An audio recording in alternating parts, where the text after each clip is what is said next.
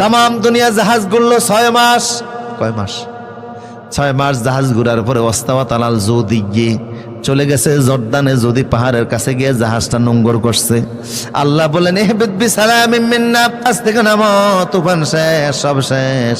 নূহ কয় আল্লাহ জাহাজ থেকে নামবো, পানি সব শুকাইছে কিনা একটু পরীক্ষা করে দেখি। দেখো তুমি পরীক্ষা করে। কাকেরে পাঠাইলেন, কাক তুই গিয়ে দেখ পানি সব শুকাইছে কিনা। কাক যে বের হয়েছে জাহাজ থেকে আজ যায় না। নবী এরপরে কবুতরকে ডাক দিয়ে বলেন, কবুতর তুই গিয়ে দেখ পানি সব শুকাইছে কিনা। কবুতরকে রিপোর্ট দিল, হুজুর যত পানি ছিল সব শুকিয়ে গেছে, কোনো কাদা মাটি পর্যন্ত নাই। ইতিমধ্যে কাক আসলো। নবী বলেন আইয়ুহাল গুরাবু লিমা তাআখারতা, কিরে কাক তুই দেরি করলি কা, তোরে না আগে পাঠাইছি। কাক বলল, হুজুর গেছিলাম পানি শুকাইছে কিনা দেখার জন্য, এক জায়গায় গিয়ে দেখি মরা গরু একটা পইরা রইছে, দেখে আমার একটু লোভ হয়েছে, একটু খাইয়া আইছি। নবী বললেন আমার আদেশ তুই যথাযথ পালন করিস নাই, তাই তোকে মানুষ ঘৃণা করবে কিয়ামত পর্যন্ত।